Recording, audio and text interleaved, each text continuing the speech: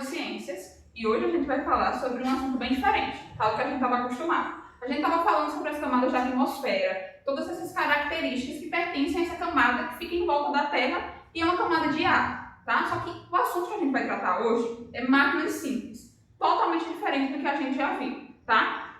Vocês podem não perceber, mas no dia a dia mesmo a gente tem utilizado esses tipos de máquinas simples e que é muito corriqueiro a gente ter na nossa casa, tá? Até na escola mesmo, por exemplo, tesoura, abridor de latas, cortador de unha, todas essas coisas são consideradas como máquinas, ok? Facilitam a nossa vida, fazem com que a gente empenhe menos força para realizar uma atividade e até realize essa atividade com menos tempo, ok? A gente vai ver agora alguns tipos de máquinas simples, só que antes de a gente entrar especificamente sobre máquinas simples, é importante enfatizar que a gente tem 3 tipos de máquinas diferentes. As simples, as térmicas e as elétricas. Só que hoje a gente vai se deter somente em estudar os tipos de máquinas simples. A primeira delas que a gente vai ver hoje são as alavancas. Características de uma alavanca. É basicamente o seguinte, tu tem uma barra fixa, tá? E tu tem embaixo dessa barra uma superfície de apoio, um ponto de apoio, ok? Você vai exercer uma força aplicada que sempre vai ser menor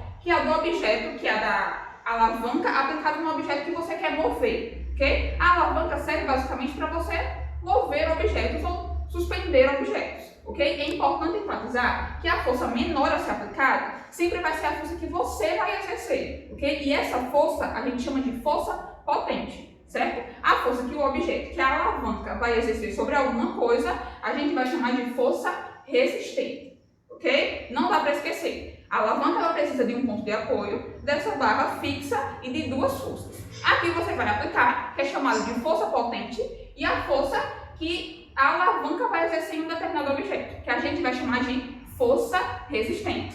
Ok? Tá aí tudo bem? Então, a alavanca é o primeiro tipo de máquina simples. Aqui a gente tem alguns tipos de alavanca que a gente utiliza no nosso dia a dia, tipo tesoura, gangorra, o martelo também é um tipo de alavanca, ok?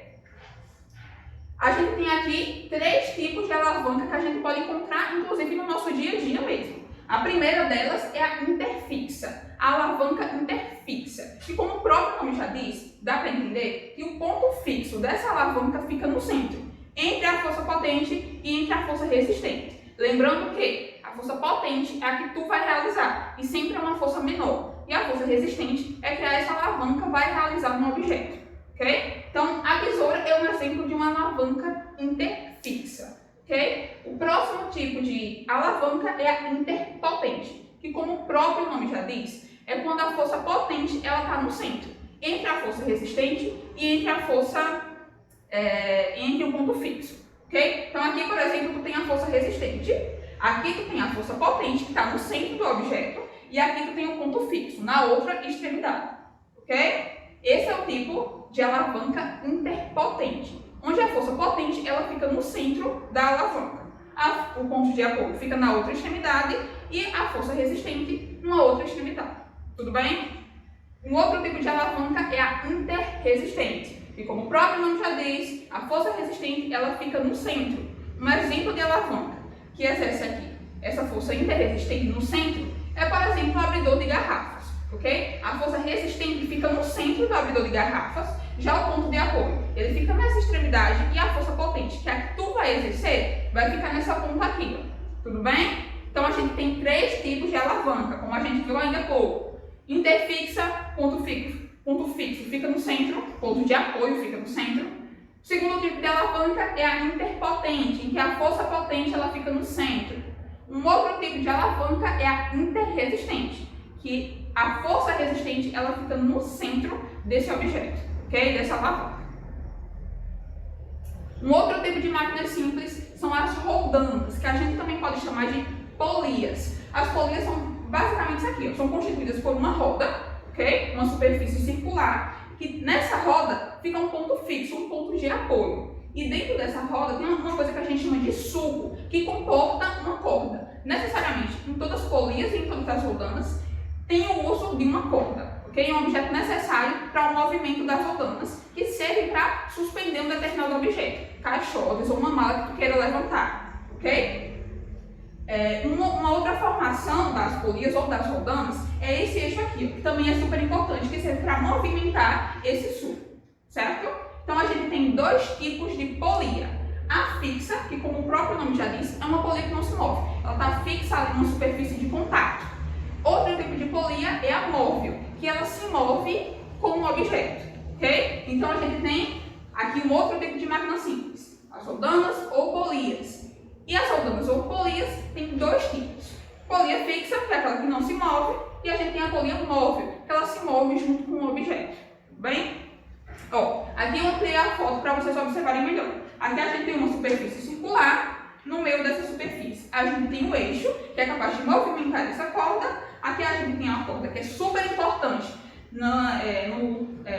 como a gente usa a rodana ou a polia. E aqui dentro, onde comporta a corda, a gente tem uma coisa que a gente chama de sul, ok? Que é essa extremidade aqui. Tudo bem? Associação de roldanas. As associações de roldanas são um conjunto de roldanas ou polias móveis e fixas, ok? Como a gente pode observar aqui. Aqui a gente tem uma única polia fixa. Já nesse outro exemplo, a gente tem uma polia fixa e uma polia móvel, que é essa vermelha aqui, tá? Que está suspendendo esse caixote. O próximo exemplo, a gente tem uma polia fixa e duas polias móveis, ok? São essas duas vermelhas aqui que suspendem esse caixote. O próximo exemplo, a gente tem uma única polia fixa e três polias móveis, tudo bem? Que suspendem esse caixote aqui. Só que vocês podem me perguntar, professora, qual a força necessária para a gente exercer para suspender esse caixote com o auxílio da associação de roldanas, ou seja, a mistura de roldanas, tanto fixas como roldanas móveis. A gente pode expressar isso matematicamente? A gente pode calcular isso? Sim, a gente pode calcular, porque força é uma grandeza dentro da física, dentro das ciências naturais. Como a gente sabe, tudo que é grandeza na física pode ser medido. Então a gente pode medir sim uma força. Como é que a gente faz para determinar, para calcular a força em que essas polias aqui vão exercer para suspender o caixote? A gente vai calcular da seguinte maneira, utilizando essa formulazinha aqui, que diz o seguinte, que a força que a polia vai exercer para suspender o objeto vai ser igual ao peso do caixote, do que tu quer levantar, dividido por 2, elevado a n. Sabe a potenciação na matemática? Pronto. Esse 2 aqui vai ser elevado a algum número. E esse n representa o seguinte, o número de polias móveis que tu tem. Atenção, observação super importante. Não é o número de polias que tu tem no total, só o número de polias móveis, ok? Então, se tu quer calcular a força que uma determinada polia ou rodana vai exercer sobre um determinado objeto, tu precisa ter em mente essa formulazinha aqui, ó, que diz o seguinte, força vai ser igual o peso do objeto que tu quer levantar dividido por 2 elevado a n. E o que é esse n? O número de polias móveis que tu quer, que tu está usando na tua associação de roldanas. Tudo bem até aí? Vamos fazer um exercício. Eu quero agora que tu pause o vídeo e vá pegar teu livro, tá? Que a gente vai fazer um exercício agora, um exemplo do livro, ok? Esse exercício está na página 365, ok? Diz o seguinte, abre aí o teu livro, está lá no finalzinho, a questão 1 que a gente vai resolver agora, certo? Diz assim, imagine que um guindaste que possui duas roldanas móveis é utilizado para levantar uma caixa de peso de 500 newtons, ok? Esse N aí é a unidade de medida para a força, ok? Por isso que a gente está simbolizando como 500 newtons. Qual será a força exercida por esse guindaste para levantar essa caixa? Então, ó, o problema pergunta qual a força que tu vai precisar para levantar esse caixote.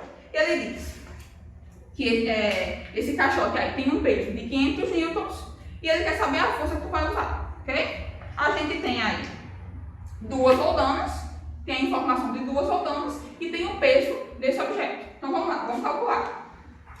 O peso que é dado aí na questão é de 500 newtons, como a gente viu. E o N, que é o número de rodanas, é 2, como está aí escrito no problema. Olhem aí para o livro de vocês. Está dizendo que o número de rodanas é 2. Então vamos lá. O N vai ser igual a 2. Para a gente calcular a força que as polias vão exercer sobre um determinado caixote, a gente precisa ter em mente, ó, essa formulazinha aqui, tá? Que diz o seguinte, força vai ser igual ao peso do objeto, tudo isso dividido por 2, e esse 2 aqui é elevado a n. E esse N é o quê? Um número de rodanas, ok? A gente conhece o peso desse objeto? Conhece sim, é 500 newtons. A gente conhece o número de rodanas? Conhece também, é 2. A gente precisa fazer o que então agora? Pegar todos esses valores aqui, ó, e substituir na equação que eu tenho, para a gente conseguir achar o valor da força que a polia exerce para levantar esse caixote.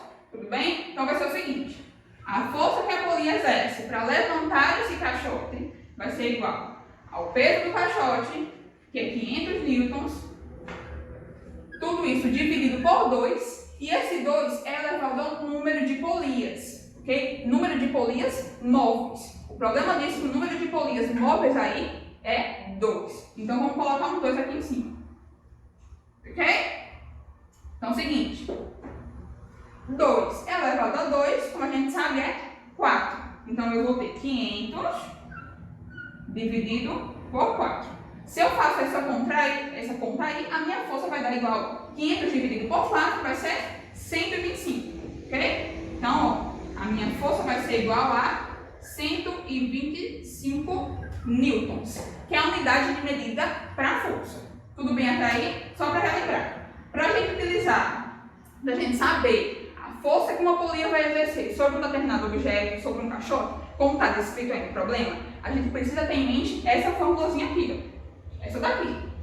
Força é igual ao peso do objeto dividido por 2 elevado a N. Que N é o número de polias móveis que eu tenho no meu exemplo. Ok? Para eu calcular aqui a força, nesse caso aqui do meu problema, o que é que eu fiz? Eu peguei o valor do peso do objeto e substituí aqui, ó. Onde tinha o pé, eu coloquei o 500. 500 veio para cá. Tá vendo? Eu tinha o 2 aqui.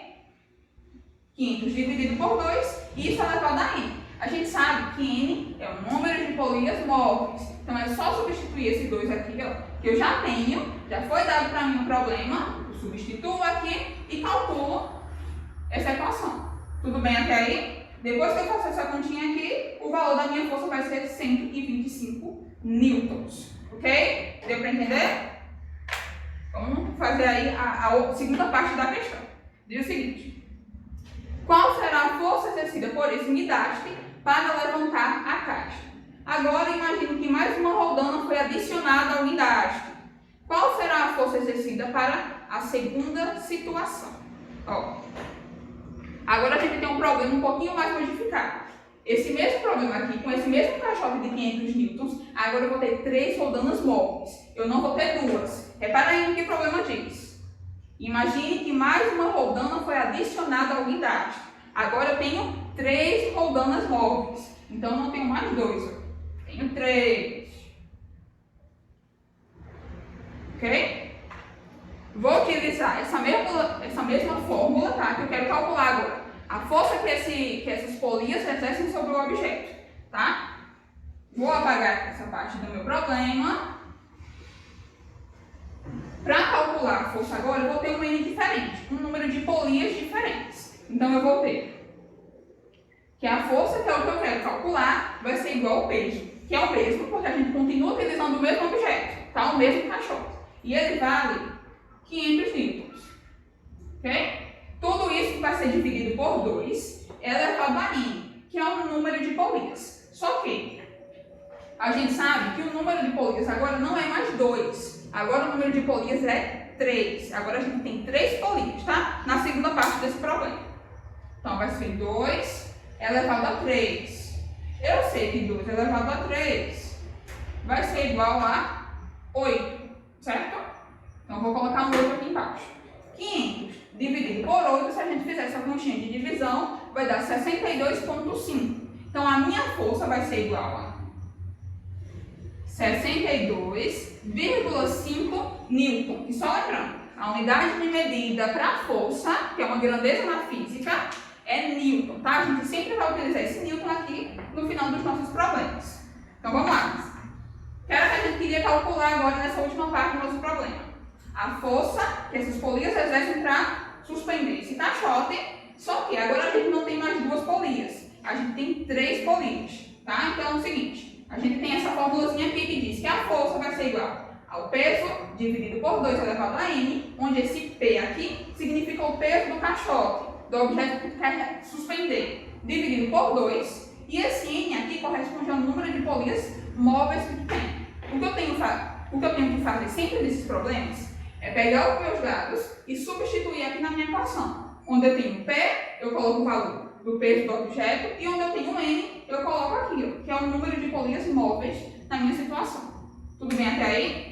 Pronto, pessoal, eu sei que é um pouco mais complicado, que a gente está juntando agora as ciências naturais com a matemática, mas não é tão difícil assim de entender. Se ficou complicado, tu volta esse vídeo para o início, assiste de novo e não esquece de tentar fazer sozinho essa questão aqui que a gente acabou de responder. Tá? Na próxima aula, a gente continua estudando um pouco sobre as máquinas simples e a gente vai ver outros tipos de máquinas simples também. Tá? É isso. Até a próxima aula.